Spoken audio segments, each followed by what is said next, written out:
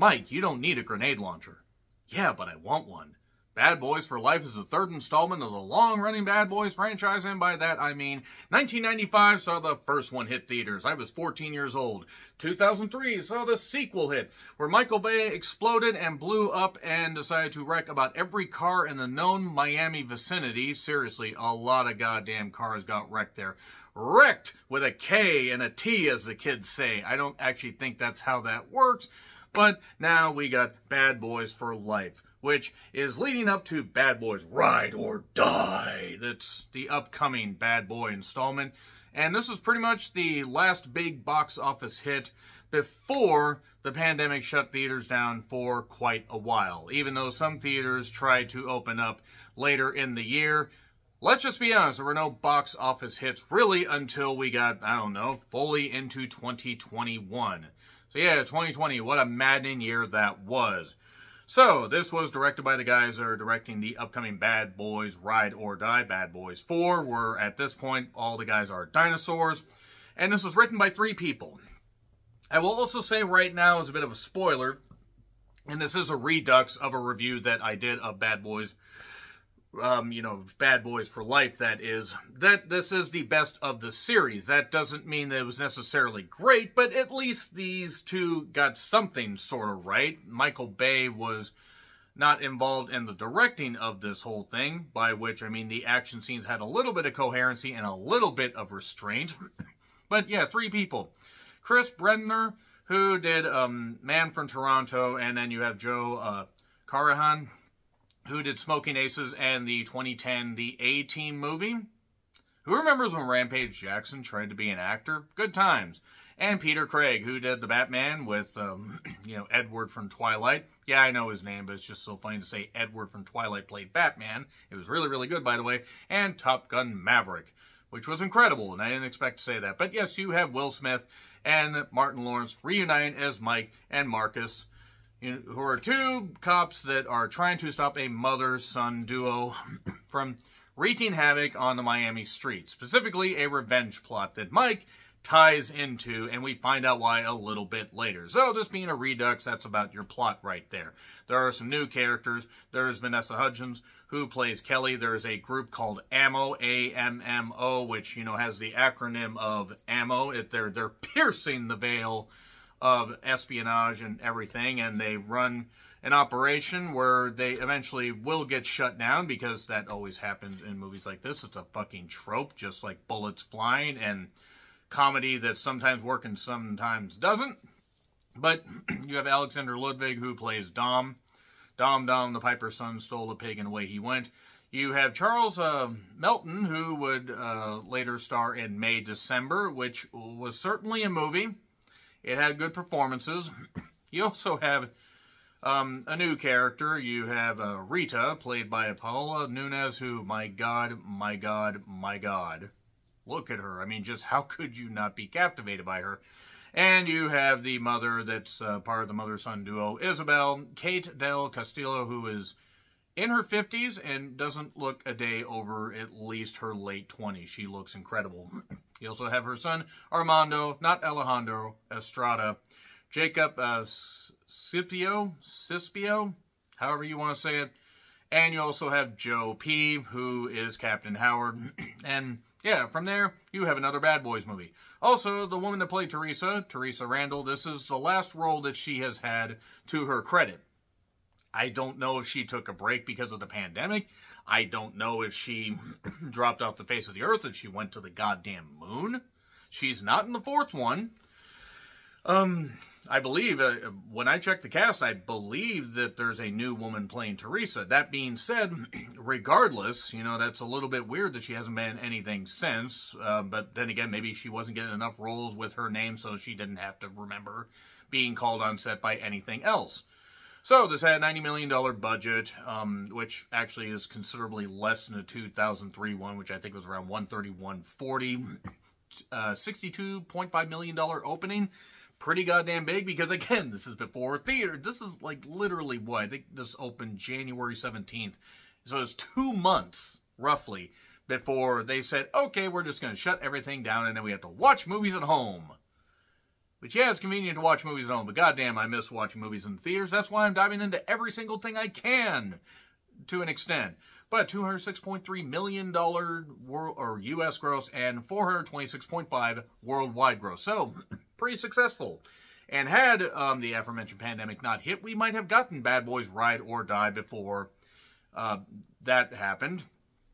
And then we get some comedy right off the bat where they're chasing, or they're, pursuing somebody through the street, or just driving really, really fast to get somewhere. Destination unknown. Ruby, Ruby, Ruby, Soho. No, there's no rancid individuals here. We're not just black, we're cops too. Ah ha ha ha ha ha. Look, the writing's at least a little bit better in this.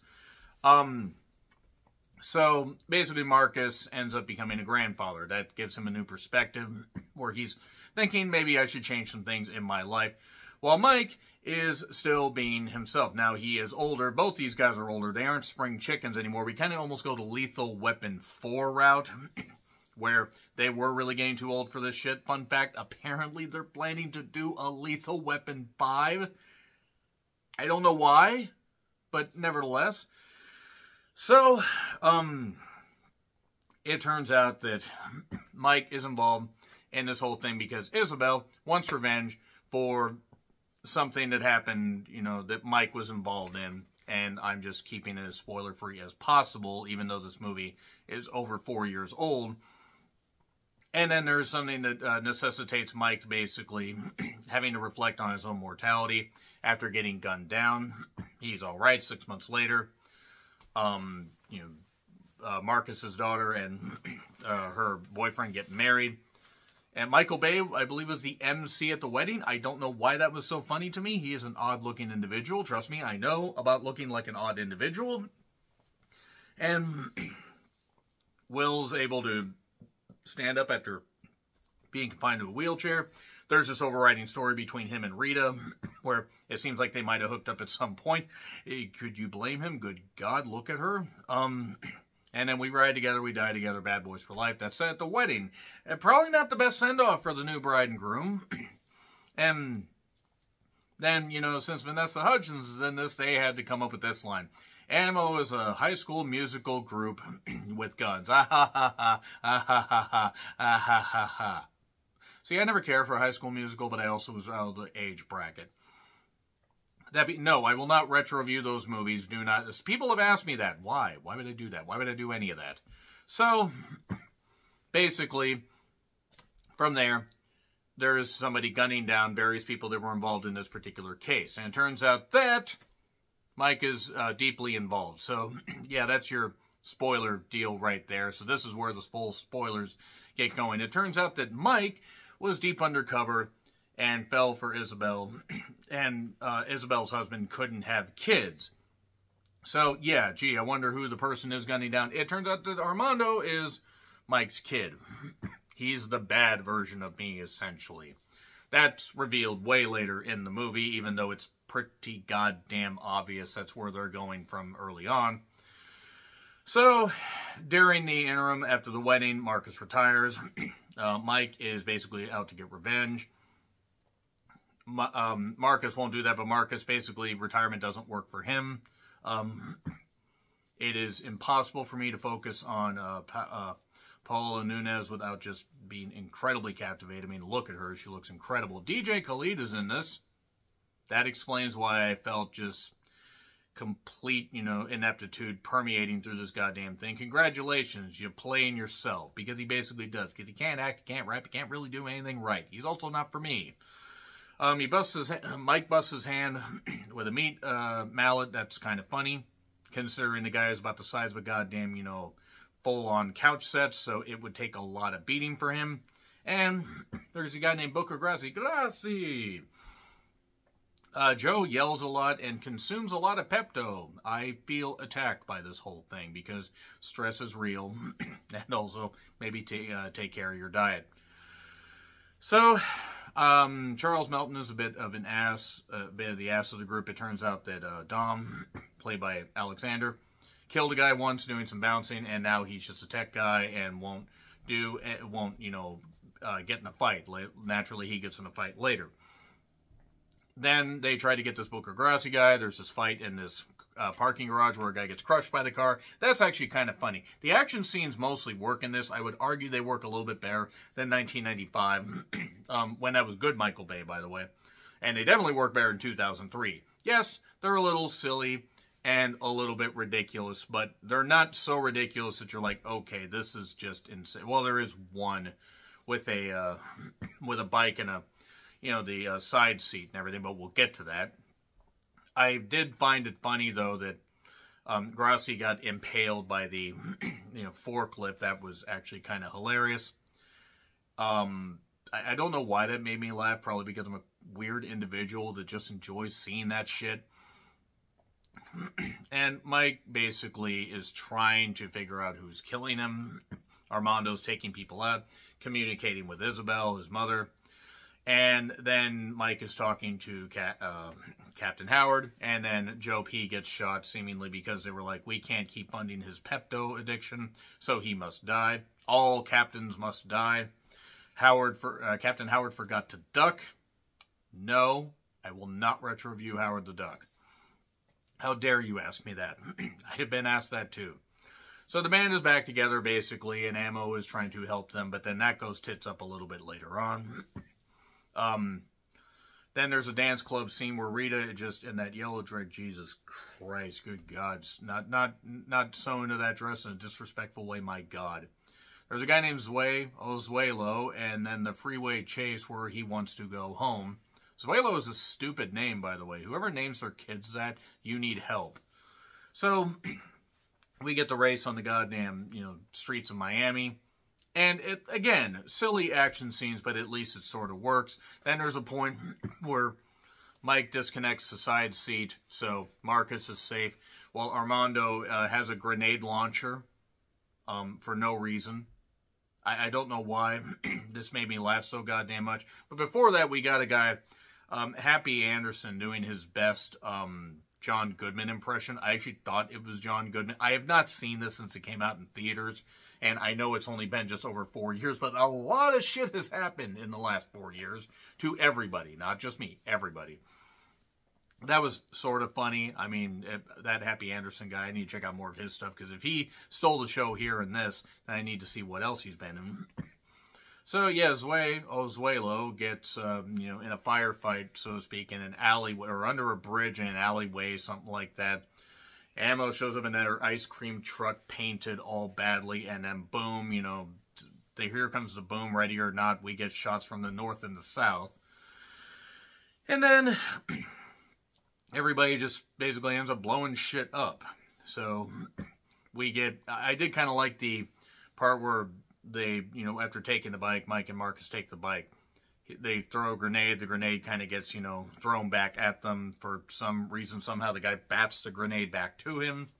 There's overused slow-mo, which is a hallmark and earmark of movies like this. And then Mike manages to get on the ladder, the hanging down ladder of the helicopter that Armando is on. And then Zuelo gets shot. They nearly shoot Mike, but he drops into the water. And the feds are pissed and shut down Ammo, but that doesn't necessarily work because it never works in movies like this. And there was also something that got revealed. Hasta el fuego was a phrase said when Armando and Mike had a confrontation. He lifted up the helmet, he looked in his eyes, he's like, what do I see? I think that is my son to be. So he knows his anger, he knows he's free, and he knows that everything that he wants to be is because Armando wants to, well, okay, I didn't really come up with a way to finish that. Nevertheless, he knows that Armando is his son. Talks about the exposition dump of being on something, pulled fresh out of the academy, fell for Isabel. Again, look at Kate Del Castillo. How could you not? I mean, my God, she is in her early 50s, which means she was just under 50 here. And again, looks absolutely incredible. Has aged gracefully. Some people are 30 and look 60. She looks incredible. He's the fucked up me is what he says. And then they decide to go to Mexico. Well, Mike's going to. Marcus goes with him. Ammo somehow manages to have all this stuff. Despite getting shut down, they have all this stuff with them. And then there's a cathedral with overgrowth where we have one final showdown. Isabel is fighting with Marcus, stabs him a bunch, cuts him a bunch, but then gets knocked out with one, punch. And then Armando is fighting with Mike, and basically it turns out that he finds out that he's his father. What the hell's going on? Then Dom knocks down a column to kill this one guy and stop a gunfight. There's this helicopter that crashes into the goddamn thing because Marcus makes a mistake of not shooting the rotor but shooting the pilot. And there you go. Now there's just a ring of fire went down, down, down. The cathedral went higher and it burns, burns, burns. There's a Bad Boys for Life ring of fire. And yeah, there's just this flame pit down there. So Isabel gets shot. She's down. The goat falls into the fire. Armando had gotten shot just before that, and Armando had gotten shot when, he got in the way of, Isabel's bullets. And he gets saved. Rita's the new captain, and it's the last ride for now. It might have been the last ride except money. And let's be honest, what else has Martin Lawrence been in a while that would actually be something that would pay him well? So the son is in jail, but he has a chance to pay off some of that debt. And what could that debt be? We'll find out maybe in Bad Boys Ride or Die. I don't goddamn know. Hasn't come out yet. So yeah, what do you think of Bad Boys for Life? Let me know your thoughts in the comments. Like, share, subscribe, Twitter handle in the description. I'm John Rickland. I'll see you soon.